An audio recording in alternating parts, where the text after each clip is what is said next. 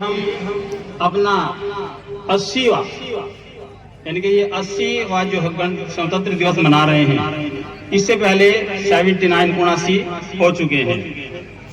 तो मैं चंद लाइन से शुरुआत करता हूँ।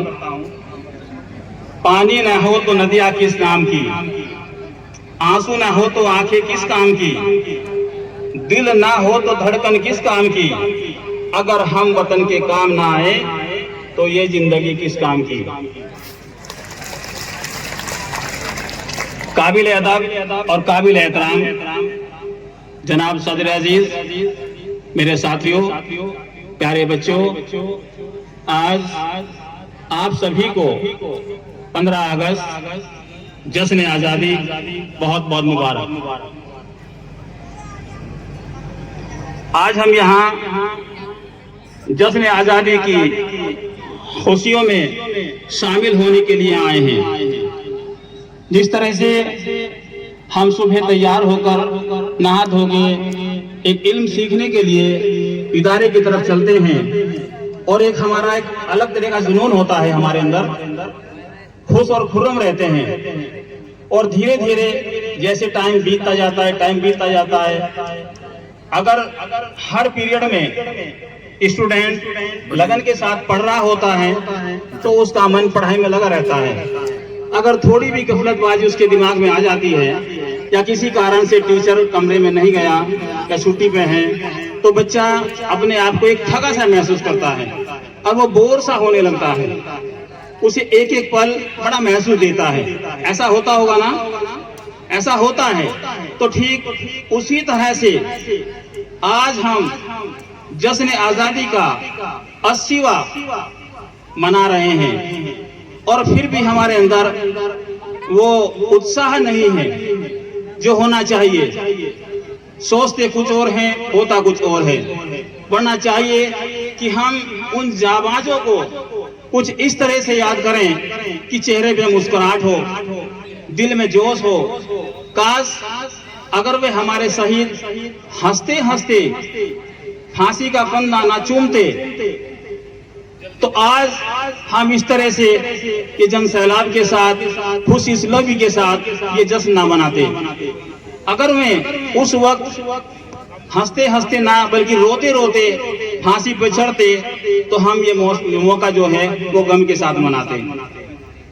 तो हमें इस तरफ से गौर करने की बात है कि हमें उन जांबाजों ने, उन शहीदों ने ऐसी कंडीशन हमारे सामने रखी कि हम बड़ी खुशी के साथ, बड़ी उत्साह के साथ जश्न आज़ादी में सरोवर हो जाते हैं। आज मैं आपके सामने एक ऐसे ही वीर, क्रांतिकारी, उत्साह से भरपूर एक बालक की कहानी आपके सामने रखना चाहता हूँ। सन 1918 का वाकया है। स्कूल चल रहा था जैसे आपका चलता है और मैं कक्षा 7 का क्लास टीचर होने के नाते कक्षा 7 के छात्र की बात करता हूँ। वो बालक कक्षा 7 में पढ़ता था और उस वक्त की बात है, अंग्रेजों का गुलाम पूरा हिंदुस्तान था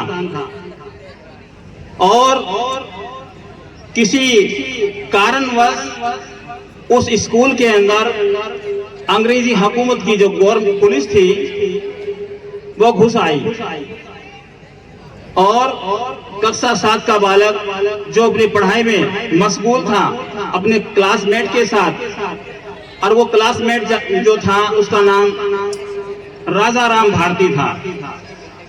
राजा राम भारती जो एक होनहार छात्र था और वो बालक जिसकी मैं दास्तान सुना रहा हूँ उसका नाम मैं बाद में लूंगा।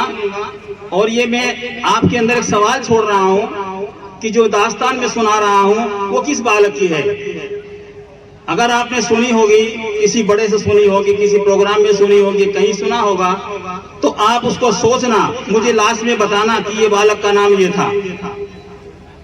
तो राजा राम भारती को उस वक्त वो अंग्रेज पुलिस उठा के ले गई।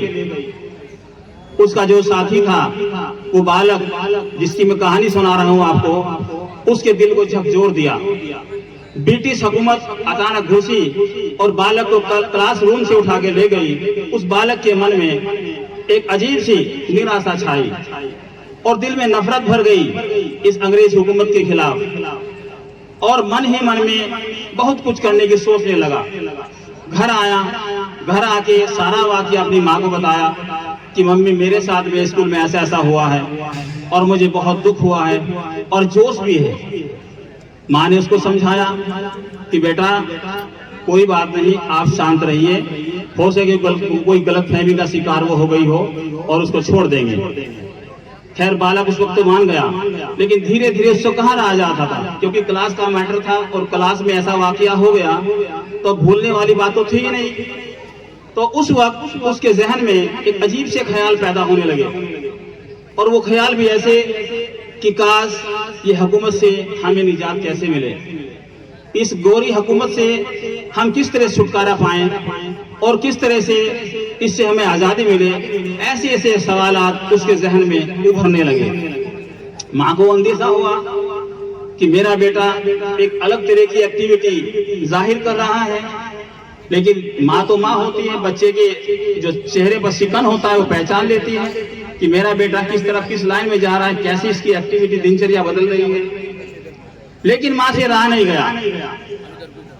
माँ ने पूछा बेटा परेशान मत हो, शांत हो जा, अपनी पढ़ाई पर ध्यान दे, सब कुछ ठीक हो जाएगा। लेकिन माँ तो माँ होती है। माँ ने उसको समझाया कि नहीं बेटा, ऐसी एक्टिविटी में भाग नहीं लेना चाहिए। तो बेटे ने बड़े खुश होकर जवाब दिया। 7वीं का बालक था। देखो 7वीं के बालक वैसे तो यहाँ भी बहुत होनहार हैं, पूरे स्कूल में नाम बड़ा है 7वीं कक्षा का और 8वीं कक्षा का। टीचर सामने है तो शांत, वरना क्रांति क्रांति, अशांति अशांति। तो इस तरह से बच्चे अगर थोड़ा ध्यान पढ़ाई में लगा लें तो ऐसी बातें अकल बहुत अच्छी बढ़ जाती है। तो खैर उसने कहा कि माँ तुम शर्मिंदा ना हो, मैं ऐसी वैसी एक्टिविटी भाग नहीं लूंगा, और अगर लूंगा भी तो तुम्हें शर्मिंदा नहीं करूंगा। माँ को समझाया, लेकिन माँ ने कहा कि बेटा मैं तेरे से एक इम्तिहान लेना चाहती हूँ। वो क्या इम्तिहान था जरा गौर से सुनेंगे आप, क्योंकि माँ को फिक्र था कि उसका बेटा दिल में कुछ और है, जवाब पे कुछ और है।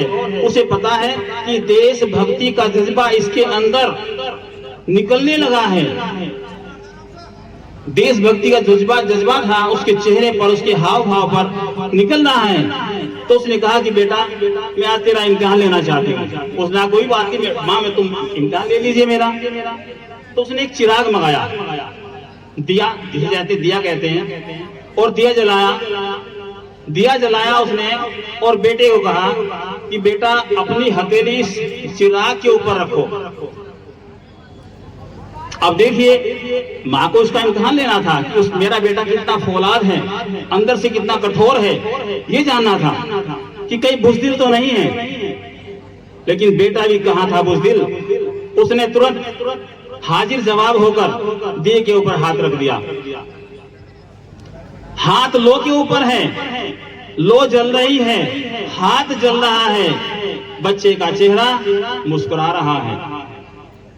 अब देखिए बच्चे की हिम्मत और हौसला देखिए, उसका चेहरा मुस्कुरा रहा है और माँ के आंसू धीरे धीरे आंखों से टपक रहे हैं कि मेरे बेटे का हाथ जल रहा है और बेटा जो है मुस्कुरा रहा है।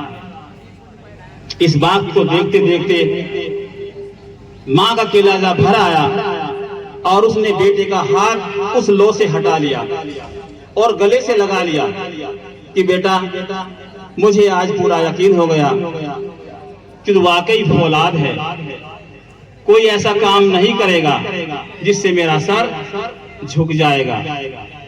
अब बेटे को तो हिम्मत मिल गई, उसको तो हौसला बढ़ गया कि मेरी माँ ने मुझे शाबाशी दे दी। ये बालक आगे चलकर राम प्रसाद बिस्मिल, आपने नाम सुना होगा, हर जश्न आजादी में और योम जमहूरिया वगैरह जो प्रोग्राम होते हैं उनमें नाम आता है राम प्रसाद बिस्मिल, जिन्होंने काकोरी कांड को अंजाम दिया था। वो काकोरी कांड जो अंजाम दिया था उसका जो साथी था वही बालक था जिसका बचपन का नाम हसरत था। अब शायद बच्चे समझ गए होंगे कि मैं जिस बालक का नाम ले रहा हूं उनका नाम बड़ा होकर क्या नाम हुआ उनका, पता है? किसी को बताए? हाथ उठाकर बता सकता है कोई बालक? खैर चलो कोई बात नहीं, आपने सुना नहीं होगा। उस बालक का नाम अशफाकुल्लाह खान था। उस बालक का नाम अशफाकुल्लाह खान था। यही बालक शहीद हो गया। हंसते हंसते फांसी का फंदा चूम लिया अपने देश के बच्चों के लिए, अपने देश के लिए कि मेरे देश के बच्चे पढ़ेंगे और आगे बढ़ेंगे। अब अंत में एक सैनिक की जो शायरी है उसने जबान पर जो कही है, जबान से जो कही है, भारत माँ की लाज के लिए, वो मैं आपके सामने कर रहा हूँ और उसके बाद में अपनी जुबान को विराम दूंगा। एक सैनिक ने क्या कहा सुनिए आप। किसी गजरे की खुशबू को महकता छोड़ आया हूँ, किसी गजरे की खुशबू को महकता छोड़ आया हूँ, मेरी नन्ही सी चिड़िया को चहकता छोड़ आया हूँ, मुझे छाती से लगा लेना ए भारत माँ, मैं अपनी माँ को तरसता छोड़ आया हूँ, मैं अपनी माँ को तरसता छोड़ आया हूँ। जय हिंद, जय भारत।